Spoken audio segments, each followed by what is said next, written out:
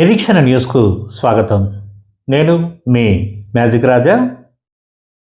సింగరేణిలో అదానీ అంబానీల రూపంలో ప్రైవేటీకరణ ముప్పు పొంచి ఉందని సిపిఐ రాష్ట్ర కార్యదర్శి, Singareni colonies workers union AITUC గౌరవ అధ్యక్షులు, కొత్తగూడెం ఎమ్మెల్యే కూనంనేని సాంబశివరావు ఆరోపించారు.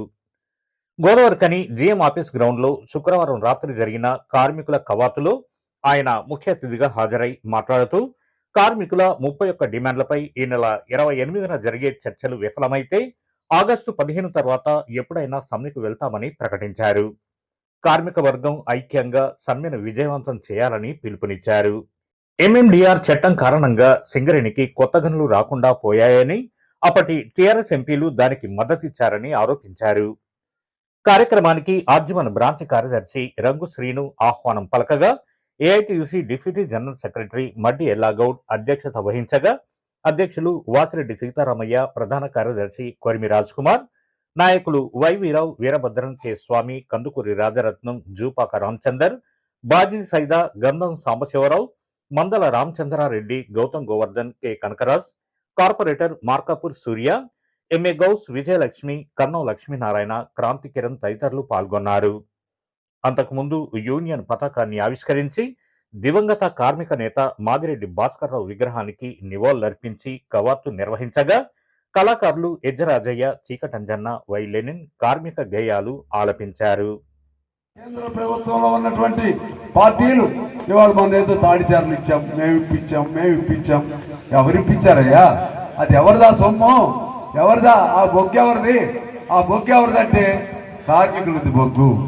ఈ ప్రాంతంలో ఉన్న సింగరేణి కార్మికుల బొగ్గు నువ్వు ఇప్పించేదేంటి? ఎక్కడుంటే ఇప్పించావు నువ్వు.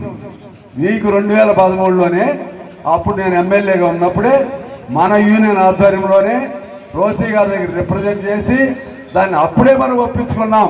ఎవరైనా కానీ సరిపోయి మేము లేదు, మీరు లేదు, కానీ అది మనందరిది. మీరు వచ్చి దానికాడ తగులు పడుతున్నారు, నేను అని. మరి మీరు అటువంటి వాళ్ళు మిగిలిన బొగ్గు బావులన్నింటినీ కూడా ఎందుకు ఇప్పించరు? సింగరేణికి ఎందుకు ఇప్పించరు?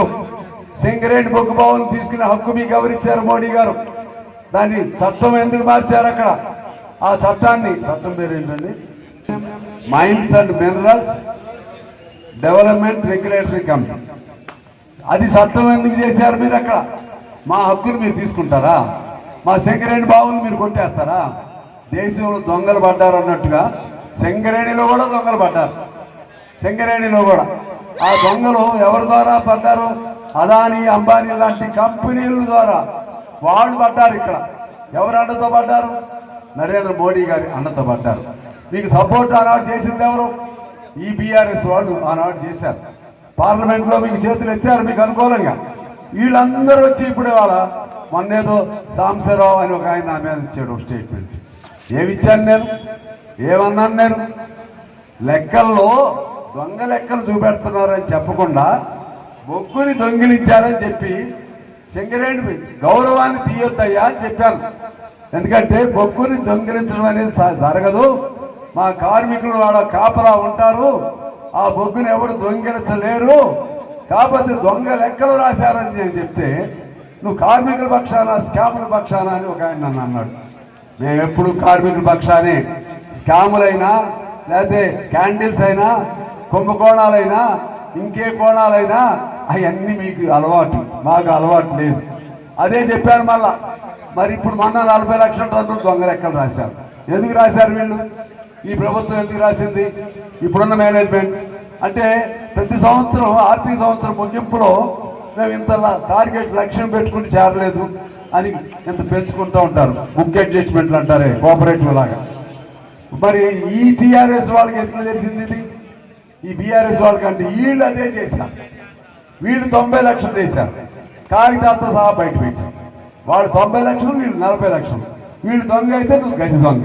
మీ ఇద్దరు భర్తలు పడటానికి ఎర్ర సైన్యం మేము ఉన్నాం. ఇక్కడ మీరు మాకు పేర్లు పెడతారా? తిన్నా, తినిపించుకున్నా, దొంగదారు చేసినా, దొంగదారు చేయించినా అవన్నీ మీకు అలవాట్లు, మాకు లేవు. మాకు సంఘం ఇన్నేళ్ళు ఉండేది కాదు. మాకు నమ్మి ఈ సంఘంలో, ఏఐటీసీలో, సింగరేణి కాలనీస్లో, కాలనీస్ వర్కర్స్ యూనియన్లో ఉండేవాళ్ళమే కాదు.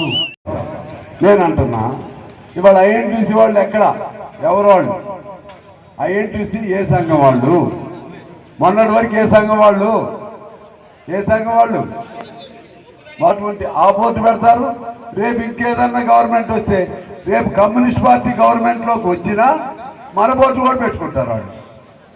వాళ్ళు మనకి నీతులు చెప్తారు. వాళ్ళు ప్రభుత్వం మాదే అంటారు. ఏదైనా పని అవ్వకపోతే ఏఐటీసీ చేయలేదు, మాకు అక్కడ సమాన హక్కు కావాలంటారు. అక్కడ పైన ఏఐటీసీని కార్మికులు గెలిపించారు. మీరు కొన్ని గెలవచ్చు కొన్ని బ్రాంచుల్లో, కానీ అక్కడ హైదరాబాద్కి వచ్చినప్పుడు హైదరాబాద్లో మాకు కూడా ఏఐటీసీ పక్కన కుర్చీ కావాలని అడుగుతారు. వాళ్ళు ఆటల్లో మీరు ఆట అడుగుతారే, పనిగా వాళ్ళ గవర్నమెంట్ మీదే కదా, కాంగ్రెస్ పార్టీ గవర్నమెంట్ కదా. పని కాకపోతే ఏఐటీసీ మీద నెపం పెడతారా? రెచ్చగొట్టి మా ఏఐటీసీ ఆఫీస్ ముందుకు పంపిస్తారా? సిగ్గుండొద్దా మీకు? సిగ్గుండొద్దా? మీరు ప్రభుత్వం మీదే, అన్ని మీరే, మీరు సాధించాలి. ఎందుకంటే మీలో అసలైనటువంటి ఆ పౌరుషం కలిగినటువంటి ఒకళ్ళిద్దరు ఉండొచ్చేమో కానీ, ఎందుకంటే అవకాశవాదులతో నిండిన సంఘం మీ సంఘం. అందులో వాళ్ళు ఇందులోకి వచ్చారు. వాళ్ళు ఇంకొకళ్ళు ఎవరో మొదలు పెట్టారు. ఇప్పుడు ఇంకోళ్ళు ఎవరో మధ్యలో పారిపోయారు, మధ్యలో జైలుకి వెళ్ళారు. వాళ్ళు మన పేరు మీదే, వాళ్ళు కూడా మన పేరే. సందాలు పంచుకునే దగ్గర జైలుకి వెళ్ళిన వాళ్ళు మన పేరే. ఇంకొకళ్ళు ఎవరో బయలుదేరారు, వాళ్ళ పేరు అనవసరం, వాళ్ళు మన పేరు. నిన్నెవరో ఒక ఆయన నా పేరుతో ఇచ్చాడు. నేనంట గెస్ట్ హౌస్ రానియకుండా చేశానంట. ఇదేమన్నా ఆ కవిత ఎప్పుడు వచ్చింది, ఆమె ఎప్పుడు వచ్చిందో ఇక్కడికి? నేను గెస్ట్ హౌస్కి రానియకుండా చేయటం ఏంటి? ఈ కల్చరు కమ్యూనిస్టులుగా మనకుంటుందా? గెస్ట్ హౌస్ నేనే వెళ్ళనయ్యా. ఎప్పుడన్నా తప్పనిసరి అయితే తప్పితే కమ్యూనిస్టులుగా ఈ కుట్రలు కుతంత్రాలు మాకు తెలవదు. స్ట్రైట్ ఫైట్ మాత్రమే మాకు తెలుసు. తల వంచే సమస్య లేదు, తల ఎత్తి పోరాటం చేయటమే మాకు తెలుసు. అందుకే సింగరేణిని ఇంతకాలం మనం రక్షించుకున్నాం. ఏఐటీసీ వల్లనే సింగరేణి ఇంతకాలం బ్రతికింది. ఇవాళ ఆ సింగరేణిని మళ్ళీ అమ్మేయటానికి ప్రయత్నం చేస్తున్నారు. కాంట్రాక్టర్లకు అమ్మేయటానికి, కార్పొరేట్లకు అమ్మేయటానికి ప్రయత్నం చేస్తున్నారు. ఈ దశలో మళ్ళా మనం సింగరేణిని బతికించాలి. సింగరేణిని బతికించడం కోసం అన్ని రకాల సిద్ధంగా ఉండాలి. ఇవాళ మీరు కర్ర పట్టారంటే కర్రతో యుద్ధం చేయడానికి కాదు. అవసరం అనుకుంటే మా యువ సైన్యం ఉందని దానికి ఒక తార్కాణంగా మన కర్రతో తోడు ఎర్ర జెండా, ఈ ఎర్ర జెండా ఆధ్వర్యంలో మేము సింగరేణిని కాపాడుకుంటామని శపథం చేయడానికి మీరు అందరు ఇక్కడికి వచ్చారు. ఆ విధంగా సింగరేణిని మనం కాపాడుకోవాలి. సింగరేణి అండర్ గ్రౌండ్ అనిపించు. ఇక కొంతమందినేమో సేమ్ జాబ్కు ఫిట్ ఇచ్చారు. అట్లా కాదు, ఇది కారుణ్య నియామకం లాగా జరగాలి. ఇది మెడికల్ బోర్డు అనేది కారుణ్య నియామకం. సింగరేణిలో ఎక్కువ మంది ఉద్యోగాలు ఇవ్వడానికి కనీసం 170-80 మందిని అన్ఫిట్ చేసి ఉద్యోగాలు ఇవ్వాల్సిన అవసరం ఉన్నది. దాని మీదనే మొన్న మీరు అందరూ కూడా అన్ని చోట్ల మనం సింగరేణి యాజమాన్యానికి మెమోరాండం ఇచ్చినాం. యాజమాన్యం కనుక విధానాన్ని మార్చుకోకపోతే తప్పనిసరిగా మనం సమ్మె చేయడానికి కూడా దాని మీద సిద్ధం ఉండాలి. కాబట్టి అట్టనే మన సొంత ఇంటి పథకం కానీ, మన పెర్క్స్ మీద ఇన్కమ్ ట్యాక్స్ సమస్య కానీ, మైనింగ్ స్టాఫ్ వాళ్ళ సమస్యలు కానీ, ఇంకా ఇతర సమస్యలు మనం పెట్టిన 31 డిమాండ్ల మీద రేపు 28వ తారీఖు తర్వాత మరి మనం ఇచ్చే పిలుపుకి కార్మికులందరూ సిద్ధంగా ఉండాలి. దీనికి మీరు అన్ని మైండ్స్ మీ కూడా ప్రచారం చేయాలని చెప్పేసి కోరుతూ, ఈ సాంబశివరావు గారు మాట్లాడిన తర్వాత ఈ జరిగే కవాత్ కార్యక్రమాన్ని జయప్రదం చేయాలని చెప్పేసి కోరుతూ నాకు మన నిరీక్షణ న్యూస్ ను వాచ్ చేయండి, లైక్ చేయండి, సబ్స్క్రైబ్ చేయండి, మీ మిత్రులకు షేర్ చేయండి.